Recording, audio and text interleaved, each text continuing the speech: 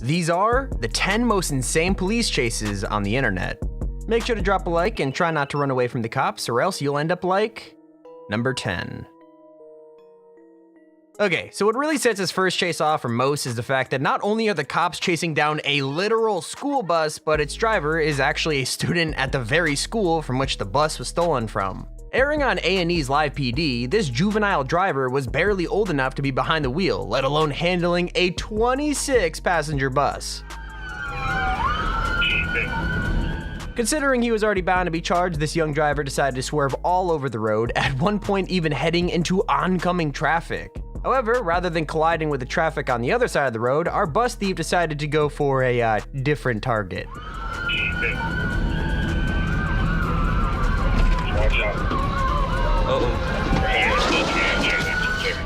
Yeah, thankfully nobody was seriously injured in this crash, and the kid was apprehended by police shortly afterwards. If this kid ever wanted to steal a car again, let's just hope he looks for a game like GTA for his thrills rather than actually doing it in real life. But anyways, on to number 9. As far as police chases go, it's not uncommon to see a biker who isn't really keen on following speed limits enforced on highways. For this driver though, he wanted to do a little more than go fast, as he evaded police custody, and rather than keeping his eyes on the road and attempting to truly escape the cops, he kinda wanted to show off a little. High-speed chase, but when he put his feet on the seat, that was more than some could stand. Look at this guy, look at this guy, look at this, look at this. He is totally... I mean, I guess if he's going to jail anyway, he might as well make it a ride worth talking about once he gets put behind bars. Crazy part is, the culprit in question actually thought it was strange that the police tried to kick him off his bike during his joyride. Regardless of if he agreed with it or not, the guy was inevitably caught and promptly paid the price for his reckless antics. Old Philip Resendez was arrested for felony evading and driving the wrong way. What do you mean you didn't endanger anybody? You were standing on your bike going 100 miles per hour. At the end of the day, nobody was hurt, and the guy apologized to his 2 daughters before being booked for his crimes. While he did walk away with a one-of-a-kind story to tell, I doubt it was worth the time spent in jail. Number 8. Imagine you're out on a family road trip, RVing across the country. You stop at a place to rest and relax when some crazy lady hops in your RV and, It was a demolition derby. Oh my gosh, look at this. A chunk of the RV was ripped away. To make matters worse here, the lady brought her 2 dogs in the vehicle with her while she went for a dangerous joyride, and it gets really scary when one of the dogs does this. Her dog. There's Fido out there. On He's staring out of the gaping hole. Even the dog can't believe it. He's had enough. Out he goes. Oh my God. I mean, thankfully the pup limps away, but if this woman wasn't already in enough trouble with the police, considering her dog jumped out like that, I'm sure she's catching flack from PETA as well. She goes on to ram into other vehicles, leaving a trail of destruction before one crash makes her chase come to a screeching halt. The only serious injury was to the pup that jumped from the car, who then had to wear a pair of casts on its front and back legs until making a recovery. If this lady is ever allowed to drive away again, I just hope that she decides to keep the pooch far away from any of the action. Number 7. If you were ever trying to outpace and escape the police, I'd imagine some of us would do just about anything to get away. Whether that be driving along the same highway at high speeds for hours on end, or even doing something as insane as boarding a moving train. I had to stop for this train. We are following this. Now, The person just got out and ran. It looks like right somebody next to else is in the back of the tracks. vehicle too, but again, this person has jumped out running on foot. Yeah, at the end of the day, you've got to commend this guy's resolve in not getting caught. I mean, really, who here can honestly say that they would chase down a moving train just to board it in an attempt to evade the cops? Like, the man just sneaks aboard the scrap train and rides it for a while before ditching it to take off on foot. There in the back seat as well. But again, this person running right along the railroad tracks, very close there. You almost wonder if he's going to try to jump onto the train right there. While the other 2 folks in the back of his car had already been apprehended by this point, this guy just kept on running until he was inevitably caught by police later that day. While obviously none of us can condone his actions, I'm sure we can all respect the effort put in by this guy trying to escape. The man literally jumped onto a moving train. Number 6. If there's one thing we've all done while playing the Grand Theft Auto series, it's easily spinning out and crashing during a police chase. Naturally, the main vehicles following you are, of course, police cruisers, and while some of us just grab another pedestrian's car, the rest of us run straight for a cop car instead. So, when this guy totaled the first vehicle he stole, the next closest car just so happened to be that of the very officers who were meant to apprehend him. Control smart cookies in general and seeing what's going to happen doing? here. Oh, no. This did not happen. Oh, no. No. Suspect This has did now not commandeered a happen. CHP He's car. in a Somehow he manages to evade the cops and even take off with one of their cruisers, and that's not even the worst of it. To the woman who was on her hands and knees, both leaving Definitely. their car. And there's another there's that officer car. that's just clueless. He doesn't even know. He doesn't know. Oh, this is.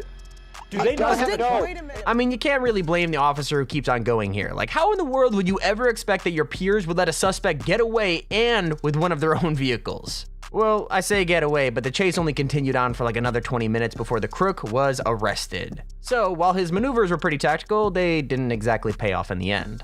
Number 5. The typical signs of a police chase are cars moving rapidly at high speeds, while occasionally causing a bit of havoc and even some destruction while trying to evade custody. For this chase, though, we're veering off on a different path. Rather than stepping down on the gas as hard as he could, this driver opted to do the exact opposite. Car chase, but this one may be the slowest ever. Fort Worth police followed the white Nissan for more than 2 hours. The suspect in no hurry to escape. Crowds of gawkers gathered on overpass. You ever hear the song Slow Ride? It kinda does indicate to take it easy, but this takes the lyric to a whole new level. This driver even cultivates a crowd waving to those behind the road, acting as if it was his own parkway parade. And while this guy lives it up, he's got those police trailing at a similar speed until eventually the driver decides to kick it into high gear. And went the wrong way down an access road to get back on the interstate. Then, enough is enough. A police SWAT car performed a pit maneuver and rammed the back of the suspect's car, causing it to slam into a concrete median. After he's detained by police, it was revealed that the car was chock full of methamphetamine and that the driver was, of course, under the influence. And that probably explains why he eventually tried to make a break for it. Number 4. So far on this list, we've seen people try to escape the police on trains, in RVs, and even in other officers' cars. However, one thing we've yet to see, and will likely not see for some time, is a culprit trying to get away on his longboard. Traffic clutching the longboard. And then came the move worthy of a movie, if only it had worked.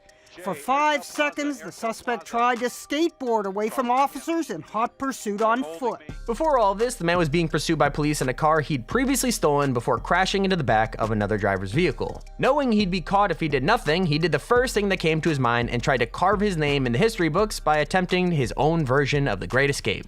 With that in mind though, if I were this guy, I probably would have just thrown it away and ran as fast as I could, but then again, regardless of what method he used, there was no escaping the long arm of the law. Police were closing in. The same red pickup cut him off and practically pinned him. Whoa! Who's that guy? Next time he decides to try and evade the police, I just hope he brings something a little quicker than a longboard as a backup plan. Number 3. In most police chases, people start in a car and end up running on foot, but this chase begins on foot as the criminal was originally caught and was being treated on a stretcher near an ambulance. But right before he was processed and cuffed, he opted to jump up and take the emergency vehicle for a spin. Police say they shot him 3 times as he reversed and hit 2 officers in uniform.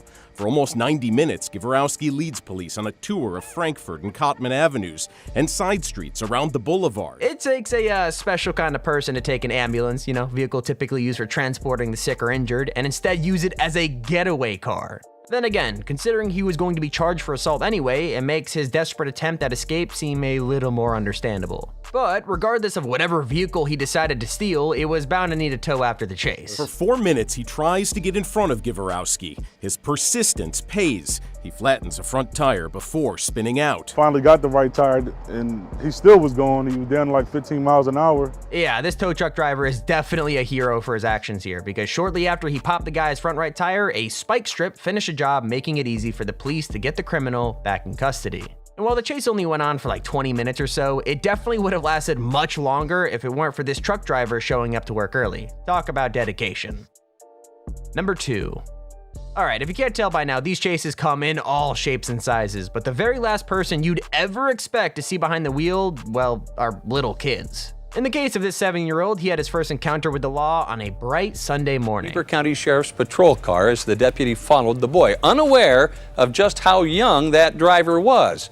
It was a wild ride, but the little guy never went over 35. And while you can't really tell that it's a kid with him just driving along, it gets a lot easier to see once he pulls up to his family's driveway.